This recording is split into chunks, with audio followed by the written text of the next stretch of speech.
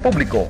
Kinahanglan nga pagailhon pagsulod sa mga opisyal nga mga record o sa mga dokumento o papel nga may kalabutan sa opisyal nga mga aksyon, mga transaksyon o mga desisyon, ingon man sa mga datos sa pagpanuki-duki sa gobyerno nga gigamit nga basihan sa pagpalambo sa palisiya. Kinahanglan igahatag ngadto sa lungsuranon pinasubay sa mga limitasyon nga gikalatid sa balaod. Article 3, Section 7 sa 1987 Philippine Constitution. Fearless but fair commentary. Fair commentary. A no-holds-barred discussion of hot issues. Kuskus, Batikos, magandang unang isyu. Programa nga walay kahadlukan, batas o sakto nga magpresentar sa kamatuoran. Anomalya o mga kahiwian. Kuskus, Batikos, ibulgar sa radyo, aron masayran sa tanan, kansang singgit sa katawhan, sa dugay nga panahon. Kausaban, Kuskus, Batikos, ang tumo, tinuod nga serbisyo publiko. Kuskus, Batikos. Ang pagbibigay boses sa katotohanan at paglilingkod sa bayan. Di lahat ng pagkakataon, katapat ay karangalan, pabuya o medalya. Kadalasan. Bala. Stop Media Killings. Paalala at pagdamay mula sa RMN. Kasama mo. Tatak RMN. Epistolam kontra factum non valet nilamilam argumentum. Way kay mahimo sa pagigbatok sa kamaturan, kung dili ibong mahimo, maulang pakiguyon sa kamaturan. Tatak RMN. Boy no mga binati na itong ating paminaw, welcome din itong pagpanaguban sa programang RMN, Kuskus Batikos. Kuskus, Batikos. Adlaw karon nga Huwebes, petsa talaga. Petsa 26 na sa bulan sa Nobyembre tuig 2020. Butay ko andre ko, watay kalendar. Wala man kalendar dere. Bueno, sa ito mga kaigsunan nga naminaw gikan sa mga segment na ito nga probinsya gikan sa may Zamboanga Sibugay, Zamboanga del Sur, Misamis Occidental, o usab sa may Negros Island sa may Negros Oriental sa Region 7, o sa itong pinalangga usab nga probinsya ang Zamboanga del Norte, nga gilangkuban sa duha ka syudad ang Dipolog o Dapitan, sa Kotob, sa Bausto Basibia sa mga kalungsuran. Welcome sa itong pagpanaguban mga kasama. Ito kita nga mabati o badungog live sa itong FB page sa DXDR Das Sarami Dipolog. Nausap kita sa mga radyo sa 981 sa AM Ban o nakasimulcast kita sa 94.1 sa IFM Dipolog. Tatak RMN. Sa ngalan sa serbisyo publiko, kini ang inyong pobreng alagad sa kahanginan, Radyoman Mark Andoy Bacruya. Mark Bacruya.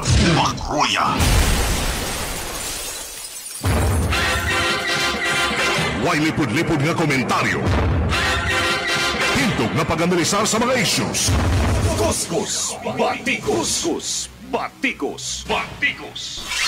Laban sa pinihig ang katungod. Mark Bacruya. Komentaristang way lipod-lipod mo butyag sa kamatuuran. Mark Bacruya. Ayaw. Tatak RMN. Kuskus, Batikos.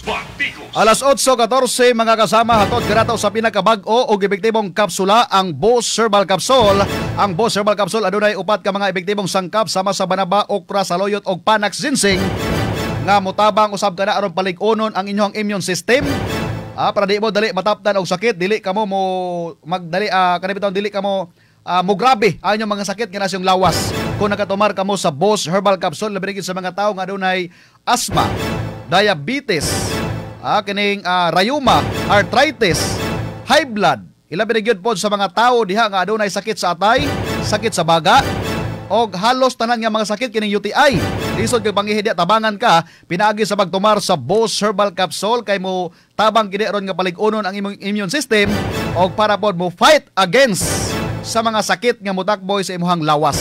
Sa itong mga kalalakihan po diha, ilabi na gyud sa mga hinay na kaayo, medyo apiki na. Mag-uol na si kining kaning asawa or si darling nimo diha kay murag dili na kay ka makahatag sa iyang panginahanglanon. Ilabi na gyud sa pag-alabing-labing, kinahanglan gyud ka nga magtumar sa Boss Herbal Capsule kay palig-unon pabalik pagana ang imuhang kanibitawng 6 Life. Kanibitawng sa mga kalakihan di nga medyo wala na spark. Ang init nga relasyon medyo may bugnaw na. Pagtumar kanunay sa Boss Herbal Capsule kay na diya ang Panax Ginseng, mga kaigsunan to nga mga kalalakihan para nga dili mo kanimatawag na to nga biyaan. Ano ba uban nga basta kuan gili ingon sila nga basta kuan bitaw kining wala na ikaserbisyo. Mangita na to ni kumpare. Tatak RMN. Mo nang tumar kamo kanunay sa Boss Herbal Capsule, dili lang pabagana sa inyuhang 6 Life kundi pang pawagtang usab sa mga sakit og ang nakanindot kay lig-on kag immune system. Ilabi na yun nga naatay virus karon nga COVID-19. Dili kadali mataptan sa virus kay ang usa ka tawo nga lig-on manggod og immune system. Dili na siya basta-basta nga magsakit. Tanaw na mga tawo diha nga mga hinay og immune system, hina og immune system, di ba? Dali kay hilantan, dali kay mag-flow or mo grabe ang sakit diha. Tungod kay hinay ang immune system. 30 minutos sa dili pa mukaon pagtumar sa Boss Herbal Capsule, mga binati nato nga tigpaminaw. Di ba? So mo nay pinakarindot diha. Mapalit ka na sa mga butika dol sa mga lugar o usab diri sa Gumanan Store mapalit pod og sa estasyon pwede pod mo makapalit sa Boss Herbal Capsule, aprobado sa Food and Drug Administration og certified halal product ang ato ang Boss Herbal Capsule. Ang inyong manalaban sa kanginan, Mark Makuya. Manalipod sa mga kabus o ginaw-daw, Mark Makruya. Kuskus, batikos, batikos. Tatak RMN. Good morning sa mga naminaw karon. Good morning Sir Mark. Happy Fiesta sa New Sikayab sakop sa Pulangko. Ipaabot nako akong pag-umangkon ni Attorney Jojo Laurenti. Daghang salamat gikan ni Marley Laurenti. Pista sa kuno sa New Sikayab Pulangko. Kang Arlene Likpao, good morning. Usab kang Tata Guda, kang FRG, good morning pod. Og sa tanang Dipolognon, good morning sa tanang nga naminaw karon. Sa tong ilisgutanan diri tong pagpanag-uban mga binati nato nga tigpaminaw.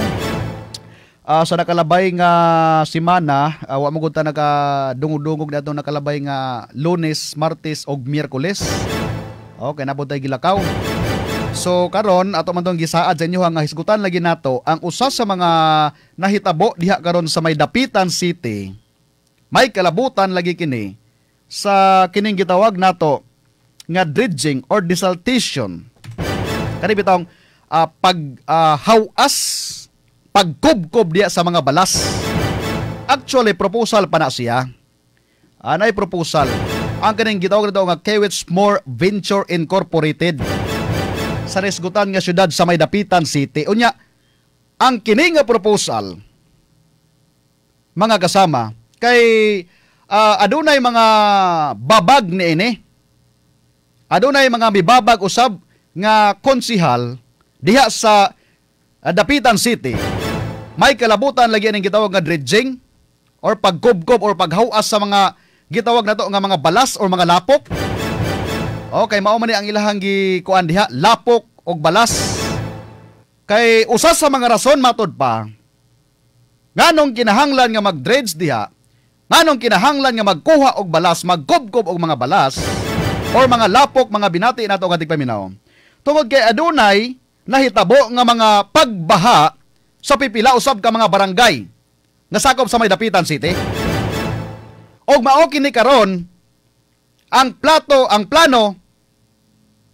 pa lang ni sa tong City Government of Dapitan nga mag-dredge diha sa tulo ka mga suba og sabay bayon sa may Dapitan City. Tatak RMN.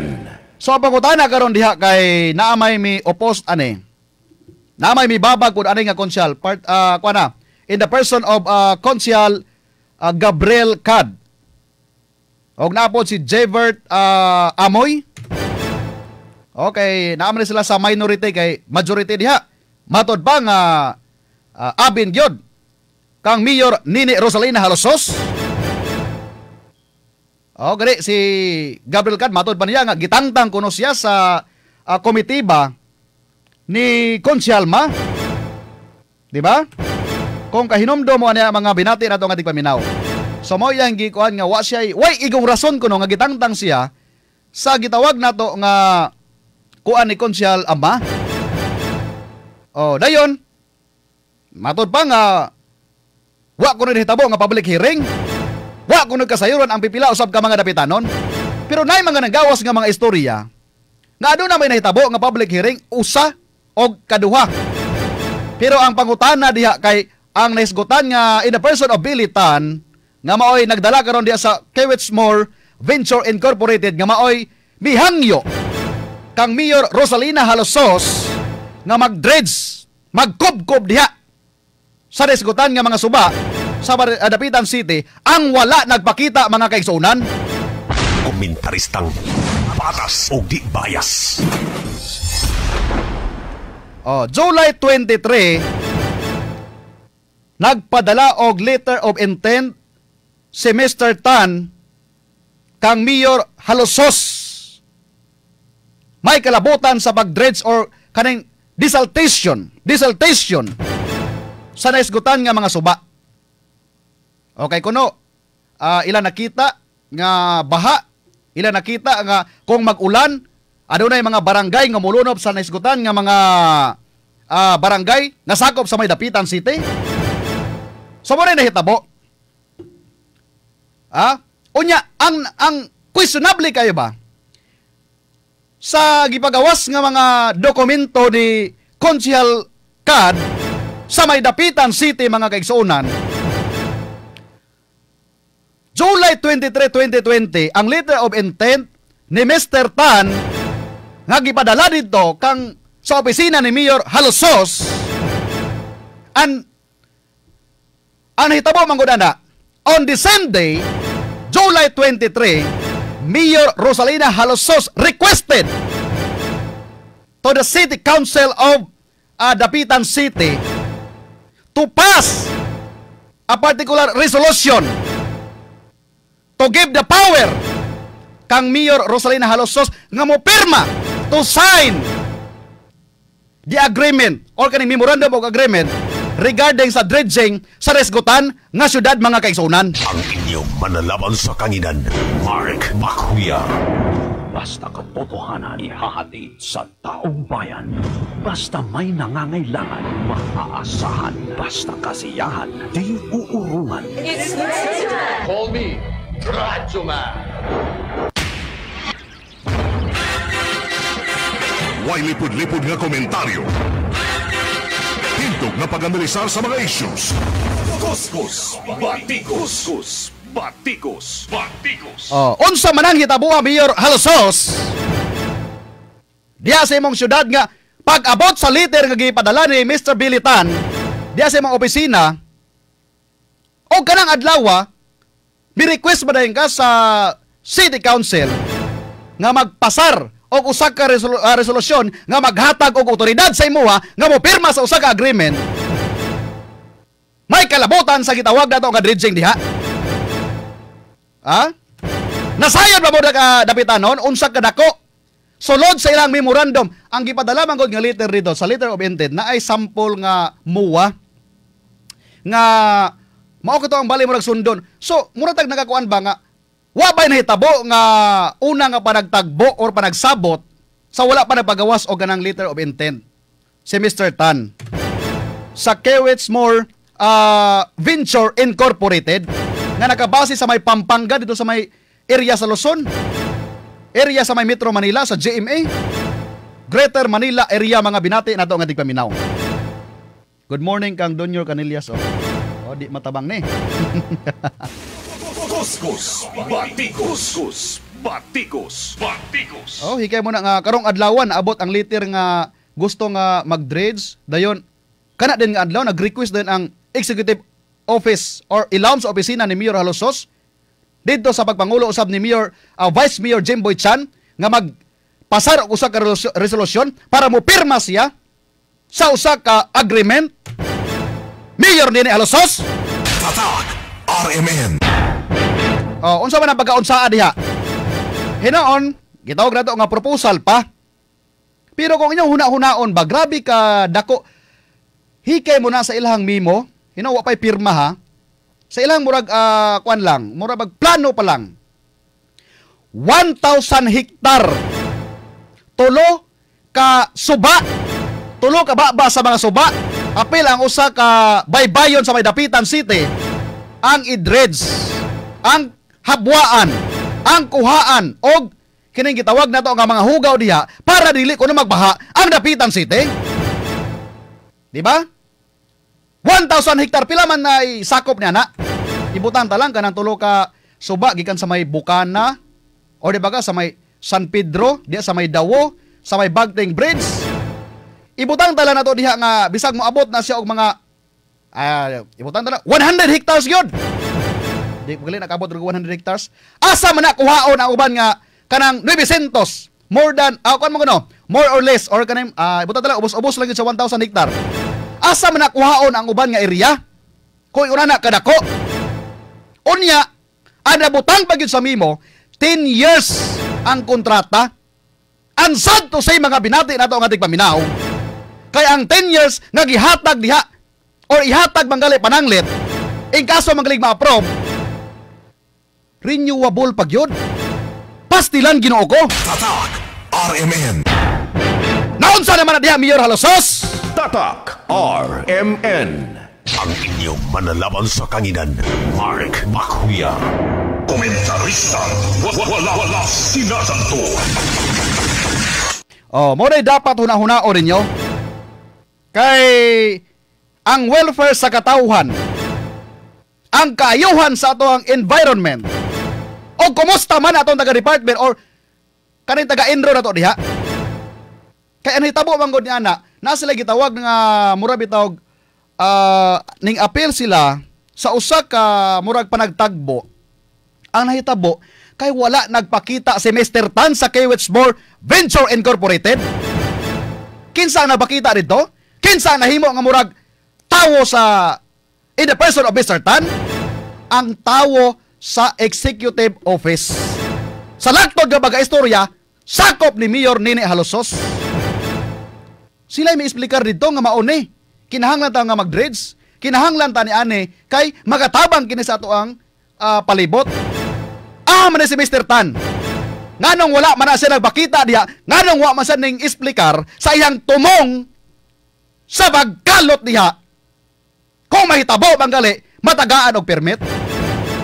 Hinoon, proposal pa sa ato nang gikaingon, pero nganong mihangyo man nga wala pa man gali ang gitawag nato nga ang inyong panag-istoryahanay, dapat tun-an nato kung unsay mahimo nga pros and cons regarding that dredging mga binati nato nga tigpaminaw. Di ba? Muna dapat atong huna-hunaon sa pagkakaroon. Unya, narabay ng mga nag-ingon nga nahisgutan nga area, daghan kayo gitawag nato nga Black Sun.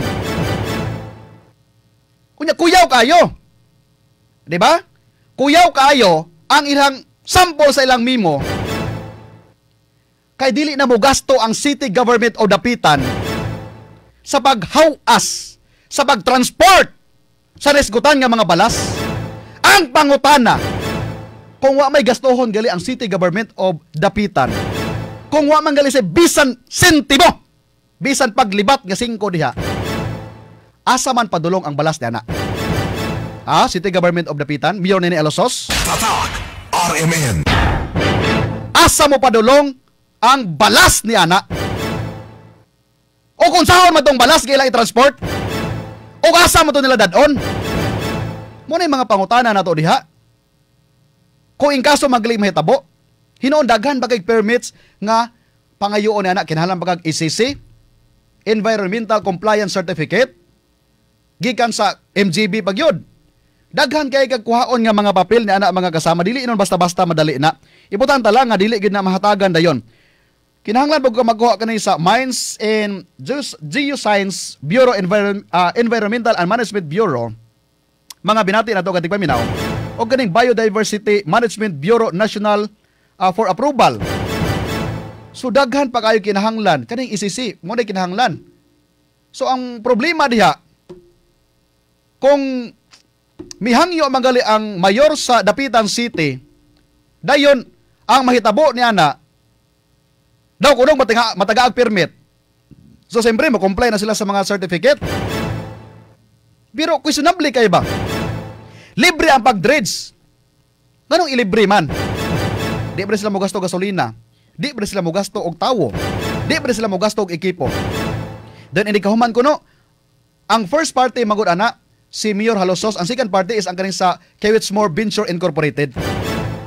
So sa second party, matod pa sa ilang mimo, sila na'y bahala sa pagtransport, sa pagpagawa sa mga balas, o unsa pa na diha. Ang pangutana, asa man nyo dadon? Taga Venture? Mr. Tan, kinsa man si Mr. Tan? Wa man nakita anay kung kinsa ni siya? Asa man nyo dadon? O kung saon man nyo ng balas diya nga gikalot? Kabalo ba mo unsay epekto? Mura man nagkwarying god? Mura man guna siya og mina? Kay matod pa Black Sun kuno diha. Ambot unsa ka tinuod kung Black Sun bagid ako kita diha. Magsimo agi-agi pero ako kita nga nay Black Sun. Ambot lang ka taga-dapitan. So mo na diha. Hikay man ng 100 hectares? 1,000 hectares? Pastilan Ginoo ko bisan mag-isulod ang Dapitan City diha.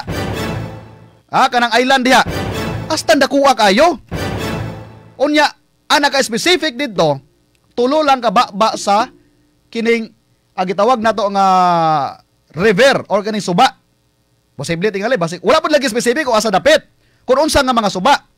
Kung unsa nga mga baba sa suba. So pwede man na namay kuan diha, namay kining Bagting Bridge. Namay sa Dawod dool sa City Hall. Napoy San Pedro. Di ba? So mo na siya ang hitabo mga kaigsuonan. Nga murag questionable pa hinoon, karong adlaw is magpatawag sila og gining kuan pod preskon. Tingali para mapasabot nila ilawom sa opisina ni Mayor Dini Halosos. Okay, si Mayor Gabriel Cad, grabe naman iyang kuan gyud nga kinahanglan ba gid tun-an. Mo-oppose man gid siya. Kay matod ba niya dako daw impact sa tuang kanibitang environment.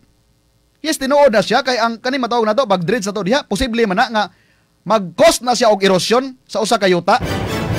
Or di ba makahatag ka na siya og dugang mga problema sa ato ang diya sa syudad, diya sa mga lugar sa Dapitan City. Di ba? Wala nila gi-specific mo na dakong pangutana diha. Hinoon basig matubag di unya. Mo na atong pangutana diha. Nganong gadali man mo. Hinoon wala pay kuan hawa bagid na napaabot gid. Kani kuno si Mr. Tan gikan tong July wa pa kuno nakabalik diha sa may Dapitan. Ambot asa na ning tawhana karon. Basig na quarantine po na kay layo po tong Pampanga. Pero makaingon ta ba nga libre? Ang pangutana asa man dalon ang kanang balas nga ilang ikubkob. Kung dako kayo or lalom kayo ilang makubkob, asa man dadon? Ibaligya? Buhaton og laing island? Di ba? Asa man na padulong? Musugot ra ba day ang City Government of Dapitan nga ilibre lang, nga ihatag lang ang balas? Kung buot huna-hunaon, daghan pa kayo ang ngayon nga proyekto di kay patuman. Di ba? Magadalan, patubig, hasta daghan na pagikulang diha.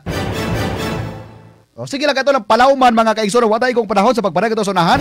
Adlaw karon nga Miyerkules. Huwebes. Adlaw karon nga Miyerkules. Good day, Mark, kuskusa pag-ayo, Sir Mark. Og maoki na ang proposal. Pag maoki na ko ng proposal, madelikado ang mga katawhan anang lugara og maningil ang kinayahan mayura. Maluoy ka og magbahaon niya mi di kapugong. Sige lang kay irig maoki na karon proposal pa man wala pa man ginaingon nga na kuan gyud pero at least atong matandog pod para ilaha pong mahuna-unaan ba maplano nila kung sa ilang mga lakang. Adlaw karon nga Huwebes sa 26 sa bulan sa Nobyembre 2020. Manamilit na lang ba yun kaninyo? Fiat Justicia ruwat kailom.